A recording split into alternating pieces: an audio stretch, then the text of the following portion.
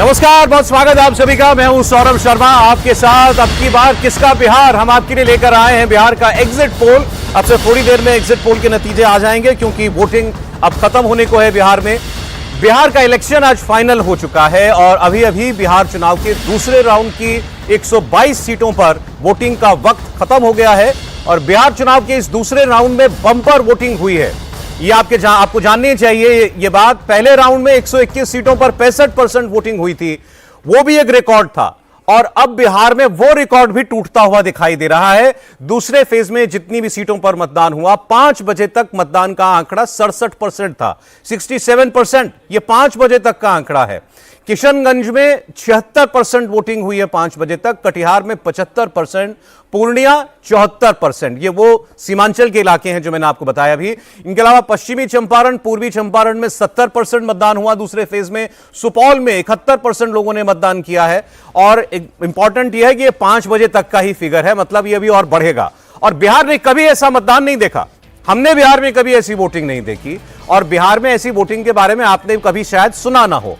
अगले 2 घंटों में जो आंकड़ा आएगा वो अप्रत्याशित होगा, ये अब हम बड़ा आराम से कह सकते हैं, जब अभी ही मतदान जो है 75% के तकरीबन पहुंच चुका है और पिछली बार 65% पोलिंग हुई थी पहले फेज में।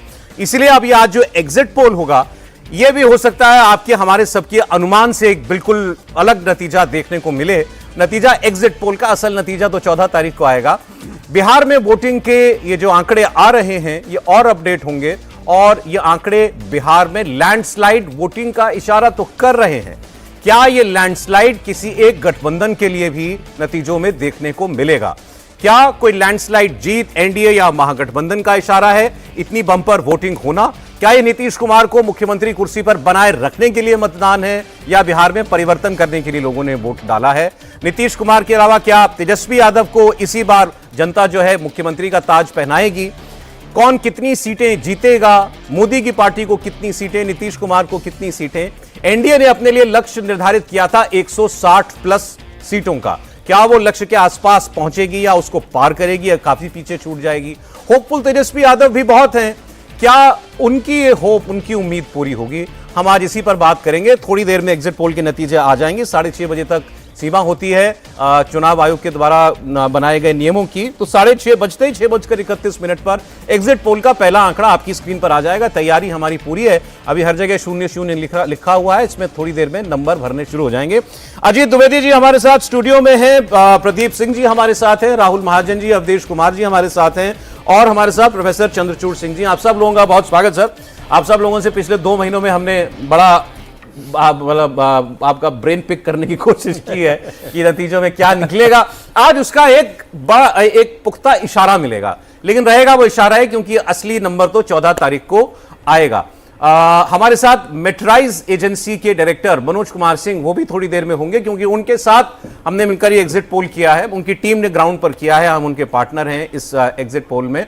तो वो आएंगे थोड़ी देर के बाद जब उनकी तैयारी पूरी हो जाएगी। अभी वो अपने फिगर्स जो उनको ग्राउंड से मिल रहे होंगे उनको अपडेट करने में लगे हुए हैं, तो थोड़ी देर में वो हमें ज्वाइन करेंगे और 6:30 पर हम आपको ये मेट्राइज का जो सर्वे है वो हम दिखा देंगे। लेकिन और Pradeep Gupta ji, axis by India के सीएमडी, वो हमारे साथ जुड़ने वाले हैं थोड़ी देर में। तो चूंकि वो नहीं वो एक ओपिनियन पोल वो करते नहीं हैं, एग्जिट पोल के डेटा को वो आज दे नहीं रहे हैं, वो कल जारी करेंगे अपना एग्जिट पोल, तो उनसे लेकिन बातें निकलवानी पड़ेंगी हमें क्योंकि नंबर तो उनको भी मिल रहे होंगे।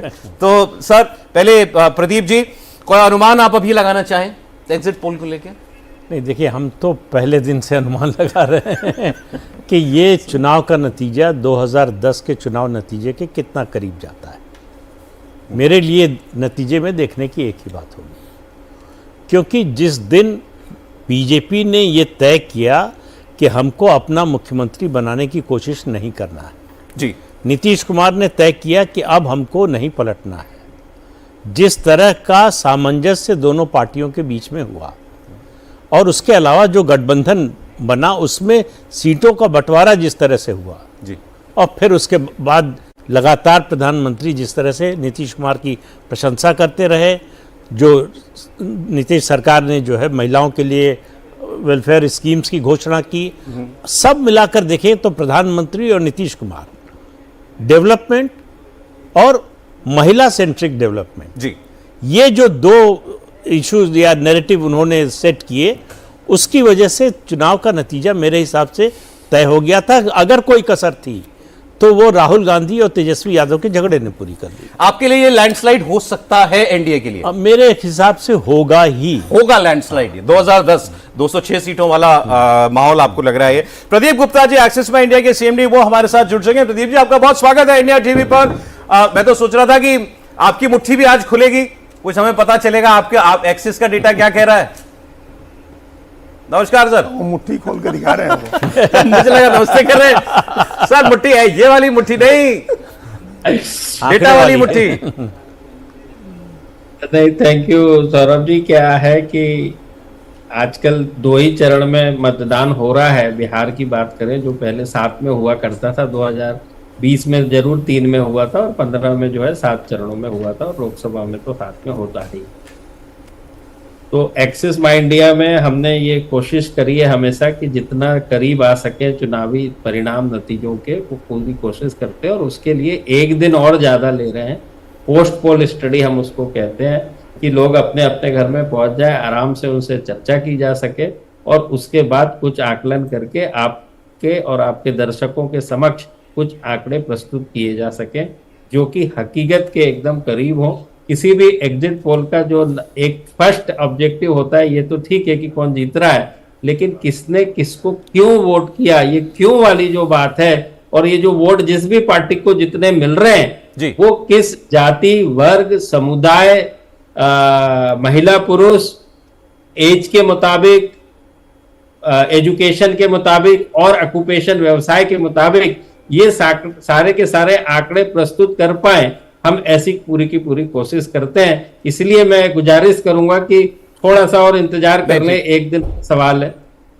नहीं, वो ठीक है, आपने तय किया है तो अब कल ही आप बताएंगे।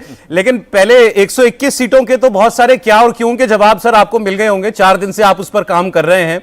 तो बगैर डेटा शेयर किए अगर आप कोई ब्रॉड ट्रेंड्स हमारे व्यूअर्स के लिए कुछ बता पाए।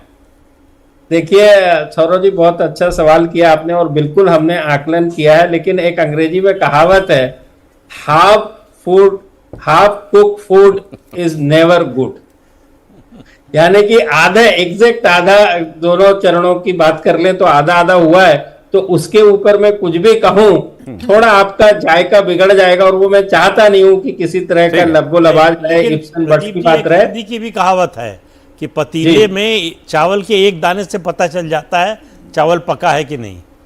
बिल्कुल सही कहा प्रदीप सिंह जी आपने, बिल्कुल हकीकत है, और ऐसा ही होता है, और वही एक उसका स्वरूप है एग्जिट पोल का करने का। क्योंकि मतदाता तो 7 करोड़ 42 लाख है, जिसमें अब 60-65% 2/3 मतदान करीब करीब होता दिख रहा है। दोनों चरणों को भी मिला दें तो उसके ऊपर तो जरूर वो मिला है। लेकिन मैं फिर भी कहूंगा कि हम पूरे नंबरों के साथ आना चाहेंगे, बताना चाहेंगे, लेकिन 3 बड़ी डेमोग्राफी है, जो कि दोनों गठबंधनों के बीच में यदि जो भी अंतर होता है, जो भी जीतता है वो होगा। सबसे पहले बिहार की बात करें तो जाति के आधार पे 90% से ज्यादा लोग वोट करते हैं, तो सबसे बड़ी जो डेमोग्राफी है जो अंतर करेगी वो जाति। दूसरे नंबर पे महिला आती है, जो करीब करीब 50% के आसपास होती हैं। महिलाओं का वोट, खासकर बिहार का जो सामाजिक ताना बुना है उसके चलते जो सरकार की सुविधाएं मिलती है उनको, और किसी भी सरकार की हो, वो एक महत्वपूर्ण डेमोग्राफी है जो कि तय करती है। तीसरी जो डेमोग्राफी बिहार के अंदर आज की डेट में मैं आपको बताऊं और आपके दर्शकों को, अच्छी बात यह है कि बिहार में अभी देश में तो जनगणना नहीं हुई है, वैसे 11 के फिगर थे, लेकिन अच्छी बात यह हुई है कि यहाँ एक SIR हो गया और उसके पहले जातिगत जनगणना हुई है बिहार में। तो हमारे पास आंकड़े पूरे मौजूद हैं, बड़े रोचक हैं आंकड़े, सबको जानना चाहिए इस बात को। 18 उम्र से लेके 39 यानी 40 के अंदर के जो मतदाता हैं वो 50% है साहब, 50%, जो कि एक बहुत बड़ा संख्या है। 50% अपने आप में। करीब फर्स्ट टाइम मतदाता जो 14 लाख के करीब है वो 2% है, उसके बाद 20 से 29 और 30 से 39। तो ये सरकारी आंकड़े हैं, तो इसमें कहीं कोई दिक्कत नहीं है। तो कहने का मतलब तीसरी जो डेमोग्राफी युवा की जो है वो, अब चलो युवा को हम 39 तो नहीं कह सकते, जनरली युवा को हम एक 30 साल तक मान लेते हैं। तो उस 30 साल के आंकड़ों की भी जो बात कर लें तो करीब करीब 26% के आसपास है, जो अपने आप में बड़ा अंतर है। तो युवाओं, पहले तो जाति, दूसरा महिला और तीसरा युवा, मुझे लगता है कि यही 3 डेमोग्राफी डिसाइड कर सकेंगे कि बिहार की दशा और दिशा आने वाले 5 साल में किसके हाथ में होगी। ठीक है प्रदीप जी, अब इन्हीं 3 डेमोग्राफी से चले हम लोग बात करते हैं आगे। अगेन मैं ये राइडर लगा रहा हूं कि अभी प्रदीप जी चूंकि अपने नंबर्स पर काम कर रहे हैं, तो वो नंबर्स पर बात नहीं कर रहे हैं हमारे साथ, ट्रेंड्स पर हम लोग बात कर सकते हैं। मैं आपसे जरा थोड़ा सा लीडिंग सवाल पूछ सकता हूं, क्योंकि हमने जो ओपिनियन पोल्स देखे अभी चुनाव से पहले जो आए, वो बाय एंड लार्ज ये बता रहे थे कि एनडीए आगे चल रहा है। कोई बहुत आगे बता रहा था, कोई नेक एंड नेक की फाइट कह रहा था, लेकिन एज दे रहा था वो एनडीए को। ये आपका नहीं, बाकी कुछ सर्वेस जो हमने देखे। अब जो पहली आपने डेमोग्राफी बताई है जाति, हर पार्टी और गठबंधन ने अपने अपने हिसाब से उसको सेट करने की कोशिश की है। बहुत से लोगों का मानना था कि ये सोशल कोएलिशन भी, जाति आधार भी एनडीए के पास बेटर है। दूसरा आपने महिलाओं का कहा, तो अब ये तो एक बड़ी क्लीशे बात हो गई बिहार में कि महिलाओं का रुझान नीतीश कुमार की तरफ ज्यादा देखा गया है हिस्टोरिकली। और तीसरा युवा, इसके बारे में भी यूनानिमस था ऑलमोस्ट लोगों का, आप जैसे एक्सपर्ट्स की राय कि एक वर्ग युवाओं का है वो तेजस्वी यादव की तरफ बहुत ध्यान देता है। ये सही है बातें तीनों? करीब करीब बिल्कुल सही बात कही। मैं जाति को थोड़ा सा और कोशिश करता हूं आपके लिए डिकोड और विश्लेषण करने की। देखिए, एक है कि हम हमेशा बोलते हैं अपर कास्ट या फॉरवर्ड, दूसरा हम कहते हैं कि वो ज्यादा करके एनडीए या बीजेपी के साथ जुड़ा रहता है, उसमें कोई सबको ये पता है। दूसरा वर्ग है एमवाई का, एमवाई यानी कि माइनॉरिटी और यादव। ये वर्ग जो है बिल्कुल एक मुश्त जो है महागठबंधन के फेवर में रहता है। अब जो बड़ी चीज जो बचती है वो बचती है दलित। अब दलित बिहार में जो है वो 16%, 5% पासवान, 5% जाटव और 6% नान जाटव नान पासवान दलित। अब पासवान की बात करें तो ये बिल्कुल ठीक है कि जो है वो एनडीए के तरफ उनका पलड़ा ज्यादा भारी होता है। पासवान की बात करें तो 2-3 कारण है, वो सबको भी पता है। दूसरी बात करें जाटव का जो पलड़ा भारी है, हमने पिछले लोकसभा और अभी से देखा हुआ है कि वो ज्यादा करके महागठबंधन के फेवर में ज्यादा स्क्यूड रहता है। तो ये 5 और 5 की ये चर्चा हो गई। अब ये डिसाइड करेंगे जो बाकी बचे 6% दलित, जो कि नान जाटव नान पासवान है, और 4% मल्ला। ईबीसी की भी बात कर ले, अब ईबीसी में तो 100 से अधिक जातियां हैं, जिसकी की बड़ी बाती की बात करें जो 4% है वो मल्ला। अब मल्ला में ऐसा हुआ है कि जैसे ही ये डिप्टी चीफ मिनिस्टर और साहनी या इधर से उधर गए हुए हैं वो पिछले 5 साल में, तो ऐसा लगता है कि शायद उसका बोर्ड जो होगा वो शायद लगा रहा हूं मैं यहाँ पे अभी, तो ये 6 और वो 4, 10, इस 10 में जो ऊपर जाएगा वो मेरे को लगता है कि सरकार बनाने के करीब। चलो, तो आपने मतलब काफी, उन्होंने अपना क्वेश्चन सेट हमारे लिए छोटा कर दिया है। तो अजीत जी सहमत हैं आप? उन्होंने जो ये 10-11% की चुनौती बताई है दोनों गठबंधनों के लिए। नहीं, देखिए, मोटे तौर पर बात सही है प्रदीप जी जो कह रहे हैं कि जो जाटो है, रविदास समाज जो है दलित का, वो आमतौर पर इंडिया ब्लॉक की तरफ रुझान दिखा रहा है। पिछले लोकसभा चुनाव में भी हम लोगों ने देखा, नहीं तो सासाराम सीट नहीं जीत पाती कांग्रेस पार्टी, वो तो मीरा कुमार छोड़ के चली गई थी सीट, और सासाराम सीट जीते ही इसी वजह से बसपा का एक असर है। लेकिन उस वोट को लेकर वो जो इलाका है, जिस इलाके में ये वोट कंसंट्रेटेड है और यूपी से लगता हुआ इलाका है, उसमें बसपा भी एक फैक्टर है।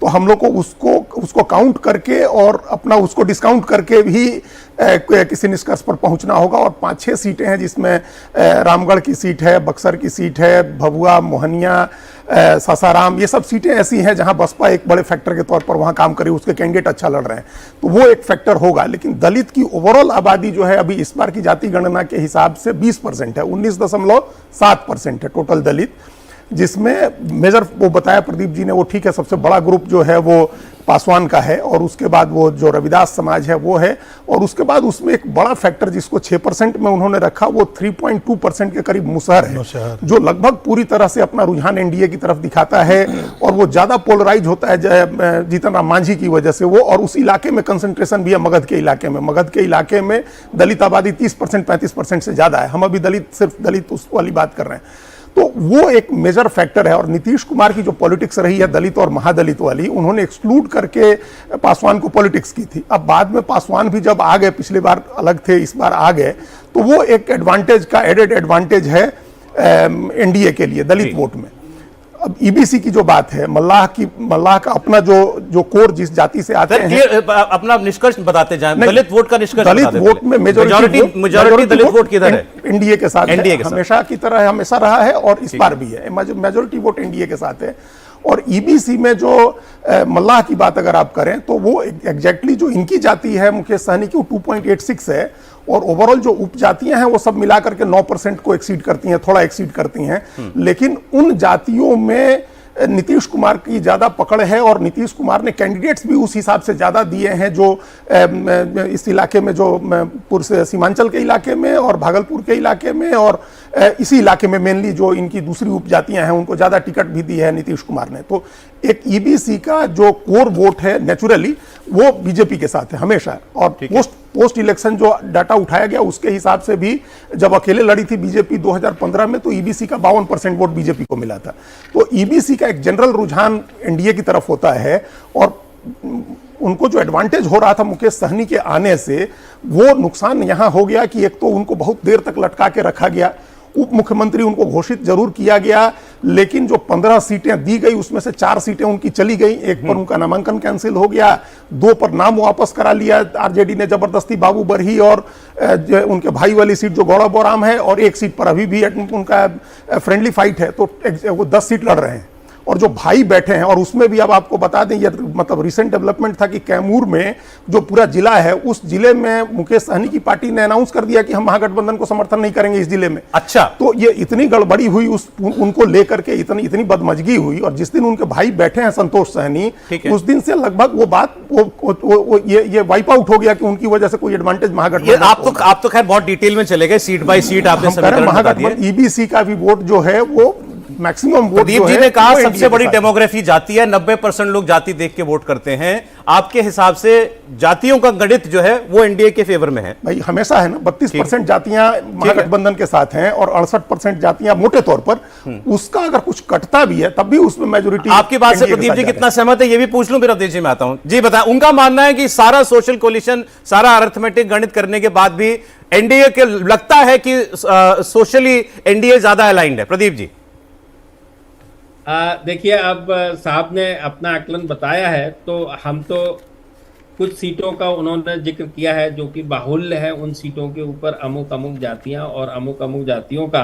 लेकिन मैं कहूंगा कि कम से कम जो आज की डेट में जगजाहिर है और जो मुझे नजर आया, पासवान क्लियर है, उसमें कहीं कोई ज्यादा लब्बोलबाज है नहीं कि वो एनडीए की तरफ है। जहां तक जाटव की बात करी तो वो मैं अभी भी मानता हूं कि यदि लगा रहा हूं बहुत बड़ा, मैं सीधा सा सिंपल गणित ले लीजिए कि 31% यदि एमवाय है और यदि 40% वोट मिलता है, महागठबंधन की पार्टियां और एनडीए की पार्टियां जो 24 में थी और अभी 1 साल ही हुआ है उनका चुनाव हुए, 1.5 साल, तो 40% साहब वोट कहां से आया? 40% में तो इसका मतलब है एमवाय के अलावा बहुत कुछ है, और बहुत कुछ 9 पॉइंट्स का इजाफा अपने आप में बहुत बड़ा इजाफा होता है और कहलाता है।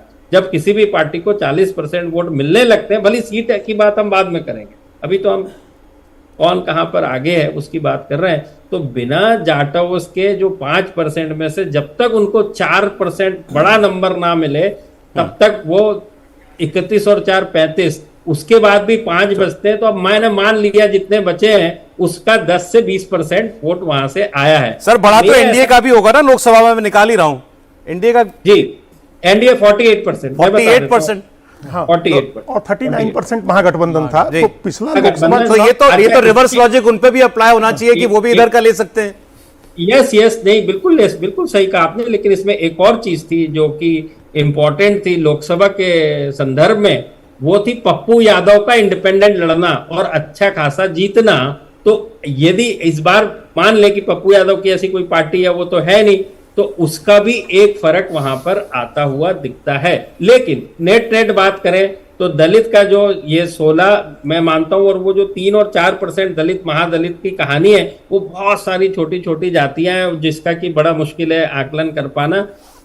तो ये जरूर लगाया जा सकता है कि आज की डेट में दलितों के बीच में खासकर मल्ला प्लस ये, क्योंकि सवाल 3 या 4% या 4 या 5 सीट का नहीं है, वो तो जहां पर मौजूद है वो वहां पर मौजूद है, वो वहीं से टोटल वोट आ रहा है, तभी तो वो 40 की तरफ बढ़ते हुए आया। लोकसभा की बात कर रहा हूं मैं, अभी का मेरा आंकड़ा इसके अंदर कुछ नहीं है, मैं सिर्फ साहब की बात को फर्दर डिकोड। ऑलराइट, ठीक है। अवधेश जी, उन्होंने कहा भाई दलित वोटरों का एक वर्ग और ईबीसी का एक चंक, खासकर मल्ला का नाम लिया उन्होंने, ये एक किस्म से तय करेंगे।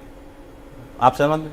नहीं, देखिए, बिहार के चुनाव को अगर हम केवल ये मान लेते हैं कि जातीय गणना के आधार पर निष्कर्ष निकाल लें तो वो एक आज के सामाजिक सोशियोलॉजी के आधार पर वो एक स्टडी हो सकती है।